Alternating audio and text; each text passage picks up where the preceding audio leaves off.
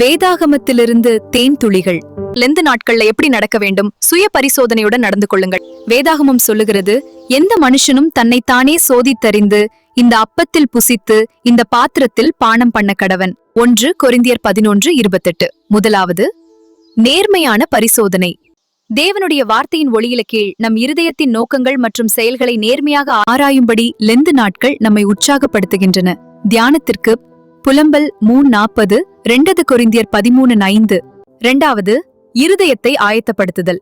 சுய பரிசோதனை என்பது நம்மை நாமே கண்டனம் செய்து கொள்வதல்ல, மாறா கிறிஸ்துவின் பழியை சரியாக அறிந்து கொண்டு அவருடைய உயிர்த்தெழுதலை கொண்டாட நம் இருதயங்களை தயார்படுத்துவதாகும். தியானிக்க சங்கீதம் 139, 23 முதல் 24. ஆகாய் 1:7. இப்போது நாம் ஜெபிப்போம். அன்புள்ள பரலோக பிதாவே, என் இருதயத்தை சோதித்து பார்த்து உமக்கு பிரியமில்லாத எல்லாவற்றையும் எனக்கு உணர்த்தும். அதனால் நான் மனந்திரும்பி சுத்திகரிக்கப்படுவேன்.